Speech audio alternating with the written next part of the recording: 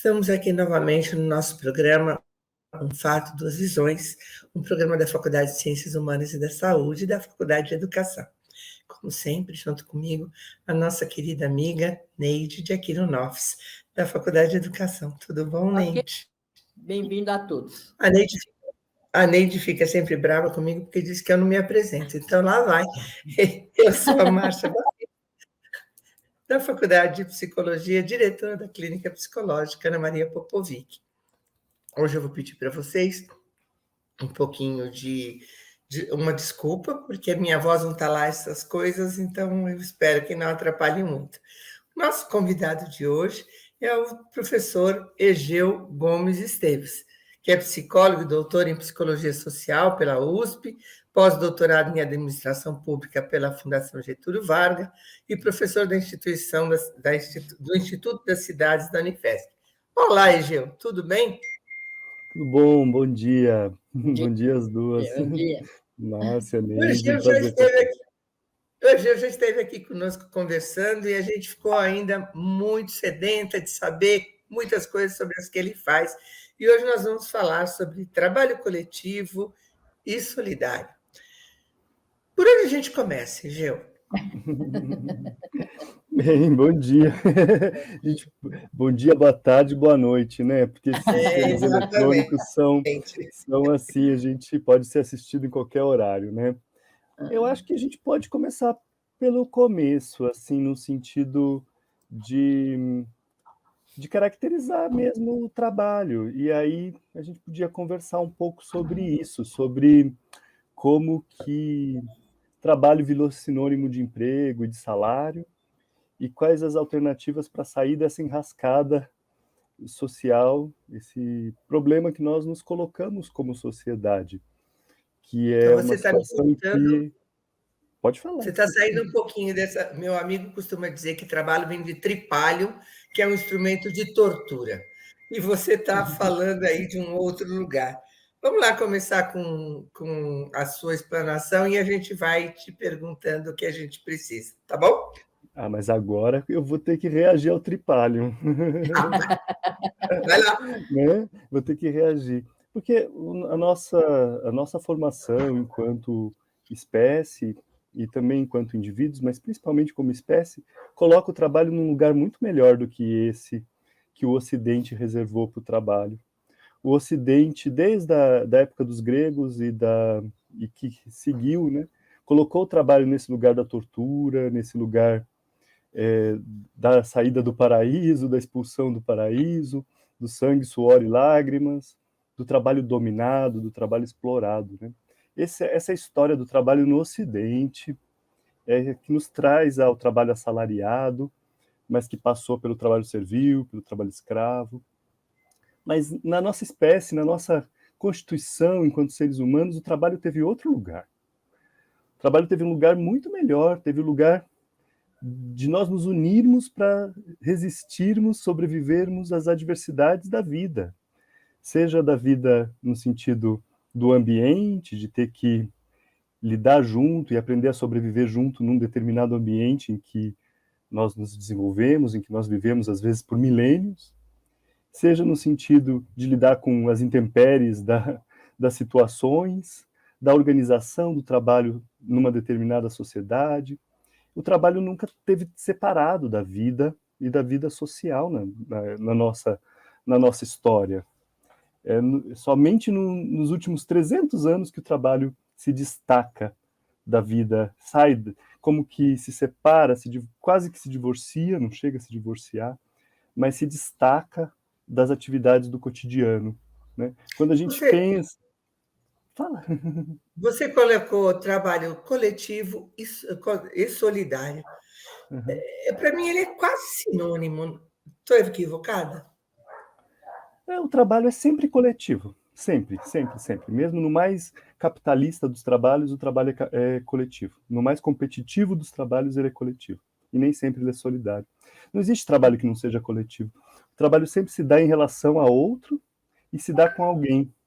Então, numa relação de competição, em que as pessoas estão disputando por metas, elas estão trabalhando juntas, é um trabalho coletivo.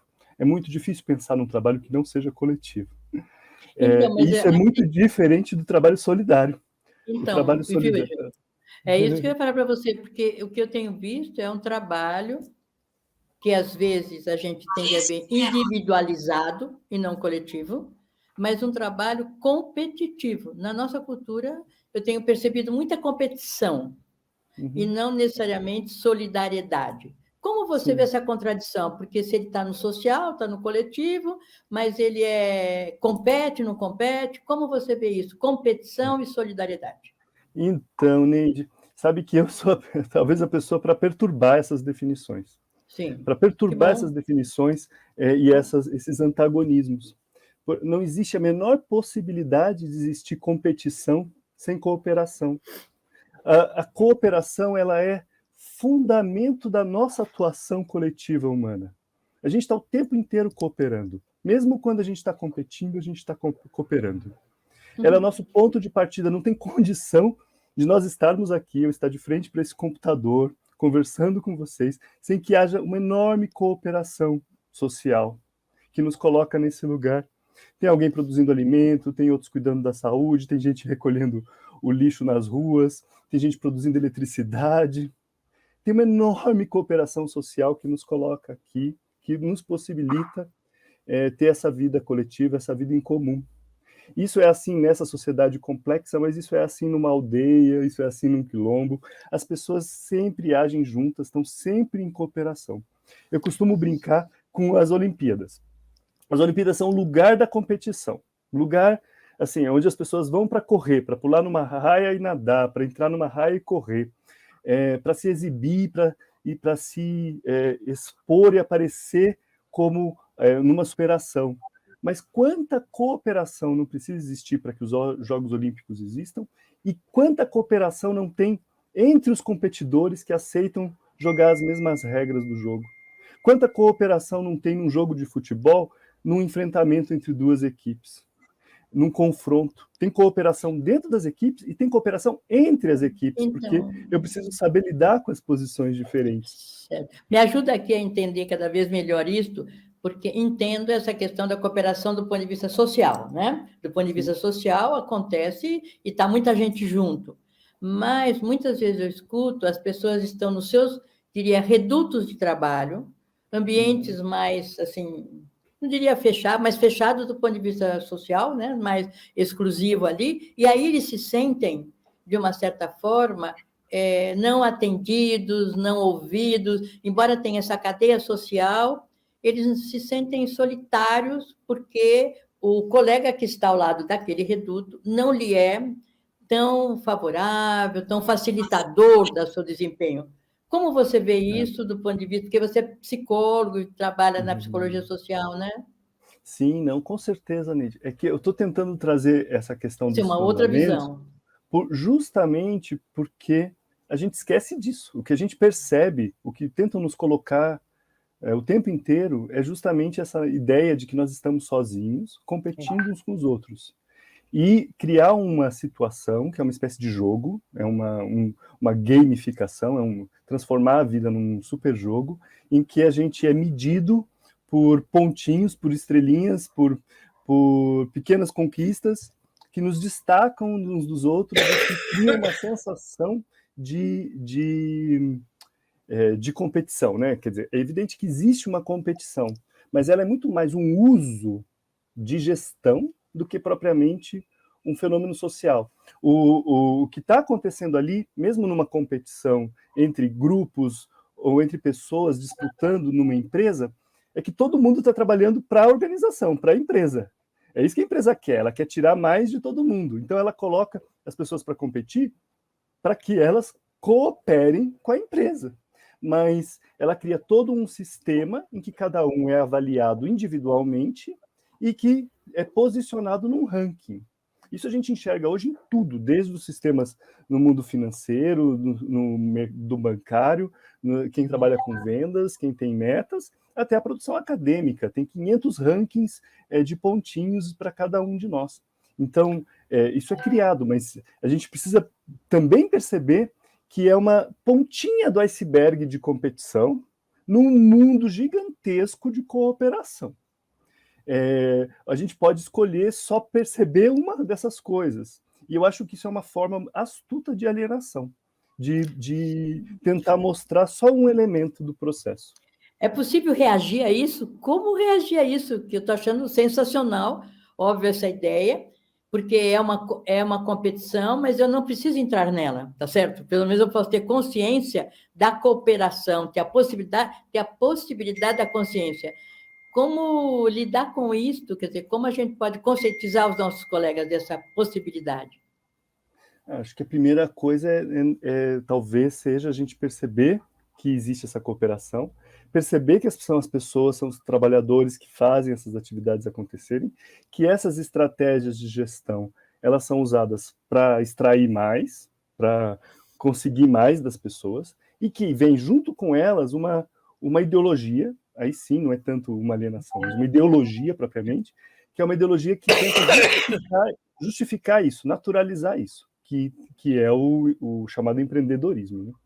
Que isso vem desde depois da Segunda Guerra Mundial, com uma noção muito bem colocada, muito bem pensada, que é a ideia do individualismo metodológico, que é uma forma de tentar manter as pessoas separadas, né? Separadas para que evite fenômenos de grupo, fenômenos coesos em relação seja aos trabalhadores ou aos movimentos sociais. É uma estratégia de dividir para controlar, que a gente sabe que não surgiu hoje, né? É uma estratégia antiga, mas que ganhou um contorno científico depois da Segunda Guerra Mundial. Então, acho que um primeiro elemento é perceber esses movimentos, perceber essas formas, né? O empreendedorismo, tem essa coisa, né, o tempo inteiro justifica. Self-made man. Essa coisa do self-made man, sim, né? Que é assim, sim, maravilhosa, né? Eu trabalho com muitas pessoas na psicoterapia e assim, percebo isso com clareza em vários trabalhadores e o quanto é difícil para eles entenderem o quanto eles estão sendo... não é só uma questão eles estão sendo usados, eles estão sendo explorados num limite inacreditável, né? Tem um cliente especial e que trabalha numa grande empresa e ele está sempre produzindo, né? E o quanto ele não se dá conta daquilo que ele desfaz da vida dele, né? Uhum. E isso acho que é um tema importante da gente trabalhar, porque essa é a filosofia também que rompe e corrompe a questão da solidariedade, você não acha? Uhum. Exato, com certeza.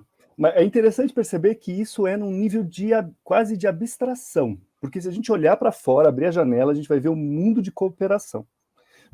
Ou seja, a gente olhar para os fenômenos. Mas se a gente for ver o pensamento, aquilo que está colocado como formação ideológica, aquilo que as pessoas pensam, e vai nessa linha. Então o empreendedorismo ele justifica muita coisa. Ele justifica a ideia de que uns ganham, outros perdem. Ele justifica a ideia de que alguns conseguem superar situações e outros não conseguem. Como se fosse uma questão individual, como se fosse uma situação de cada um se mexer, se virar, que vai conseguir superar a sua adversidade.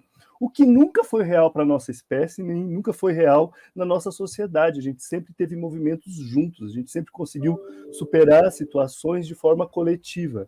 Sempre enfrentou e se deparou com as situações só se tornaram reais de forma coletiva. Mas essa sociedade e esse momento histórico individualiza tudo, coloca tudo em cima de cada um para justificar, para que cada um aceite o lugar social em que ele está.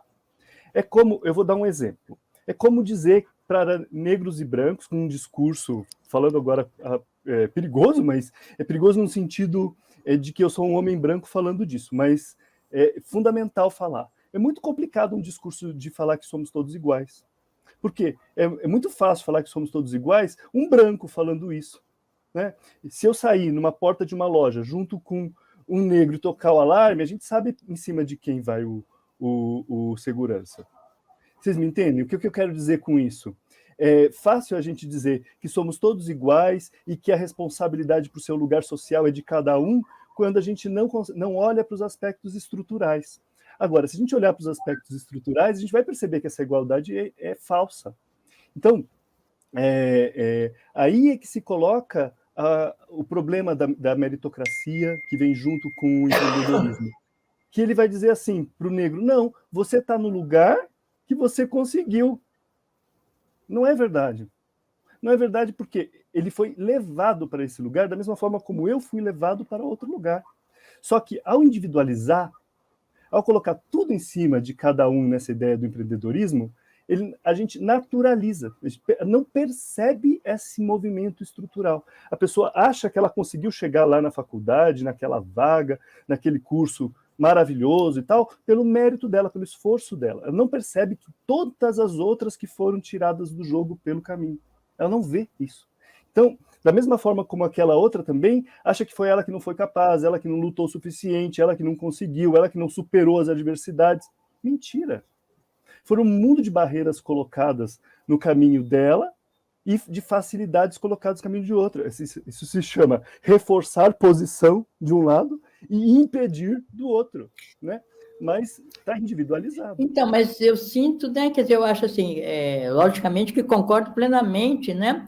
Acho que a educação tem um papel essencial, que é trazer essa questão do coletivo. Hoje nós temos muito que pensar como nós podemos nos organizar dentro das situações chamadas comunidades, né? Nós chamamos comunidades, né? Ou coletivo da nossa profissão.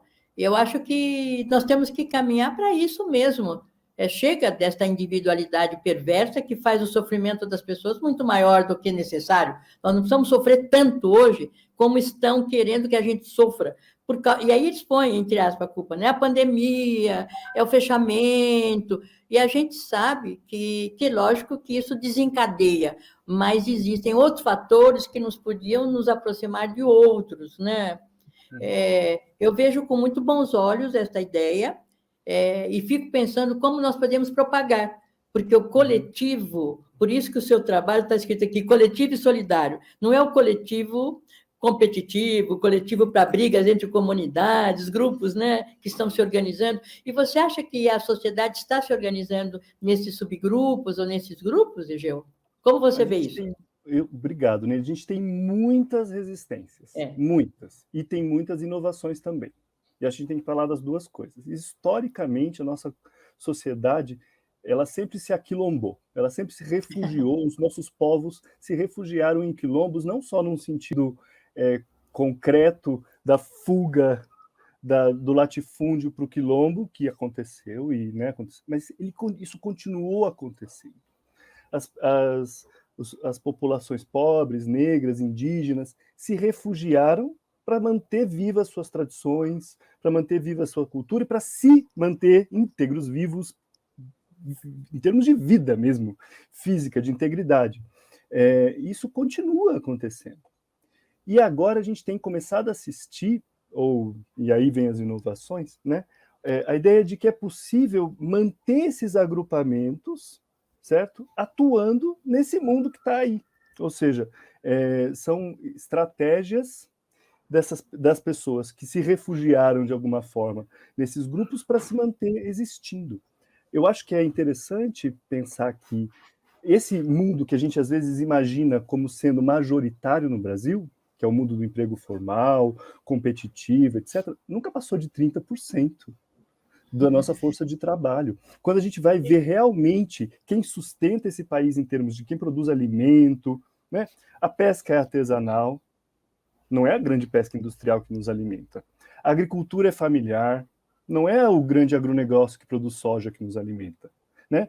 Quando a gente vai olhar, de fato, quem nos alimenta, a gente percebe que é agricultura familiar, é pesca artesanal, é comunidade quilombola, é comunidade ribeirinha, e assim por diante. São grupos de pessoas que, muitas vezes, estão nos limites do que é a propriedade. Eu tô atuando em cima da propriedade de quem? Em que lugar? Muitas vezes em áreas públicas ou em áreas coletivas. Entende? E não é o grande agronegócio proprietário da terra que nos alimenta. Então, acho que é importante a gente perceber isso. Em vários setores da economia é assim também. Quando a gente vem para o urbano, parece que não, mas no urbano é diferente. Não é. Basta andar pelas periferias de São Paulo e não precisa ir muito longe para você ver que o mercadinho é familiar, que o restaurante da esquina é familiar, que a creche muitas vezes é comunitária e um tanto informal, que a quitanda é outro negocinho familiar. Só que a gente não chama isso de economia familiar, empresa familiar, a gente chama isso de pequenos negócios. Me diz uma coisa, Gil, como é que você vê a atuação do governo em relação a isso? Porque eu tenho visto, por conta da posição que eu ocupo na família e tal, eu tenho visto várias ações do governo em termos de valorizar o empreendedorismo. Eu odeio essa palavra, para te falar a verdade. Cursos de empreendedorismo me deixam com o cabelo assim, em pé. Então, como é que você vê a importância do governo compreender essa ideia? Como é que é essa ideia do dar dinheiro para empreendedores? Como que funciona isso? Tá. E aí eu vou caminhar um pouquinho para sair dessa questão, a gente podia ir para a economia solidária um pouco. Mas saindo daí e da ação do poder público, né? Eu acho que eles não conhecem outra coisa. Acho que o que é colocado para os setores que tomam decisão, principalmente para o pessoal que vem do mundo empresarial, é essa ideia do empreendedorismo. Eles não entendem outra coisa. A gente, quando fala de economia solidária, fala do cooperativismo, parece que está falando de alguma coisa de outro planeta. Eles não percebem, não entendem, né? E ficam o tempo inteiro nesse discurso do empreendedorismo. O empreendedorismo por si mesmo não tira ninguém do buraco. O empreendedorismo é alguém se pegar pelos cabelos, eu não posso porque não tenho, mas alguém se pegar pelos cabelos e sair do buraco. Ele não vai sair do buraco. Precisa de alavanca, para sair do buraco, você precisa se apoiar em algum lugar para conseguir sair do buraco, né? Então, o que acontece, né? O que a gente pode pensar? As pessoas conseguem enfrentar situações juntas, é juntas que elas saem.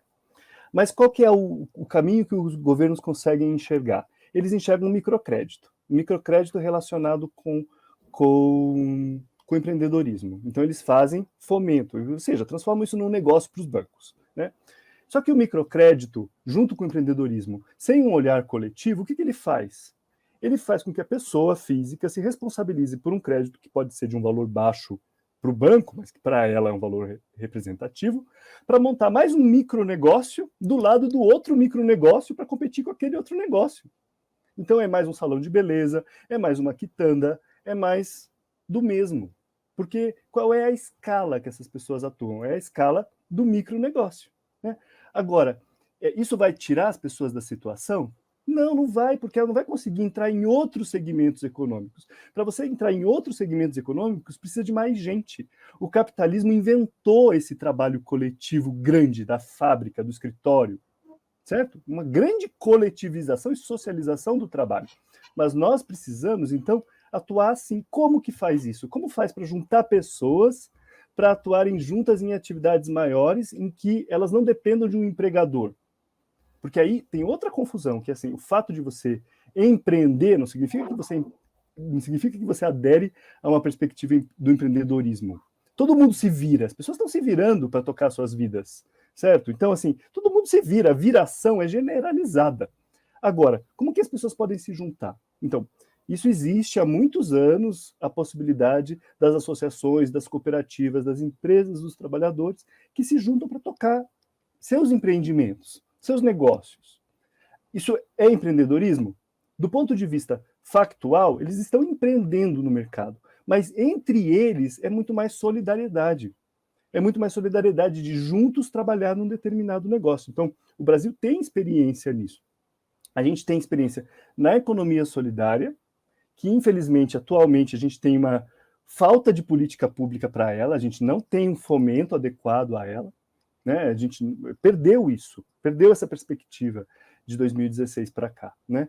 Salvo alguns municípios que continuam, principalmente por meio dos bancos comunitários de desenvolvimento, que são a principal ferramenta de política pública para isso.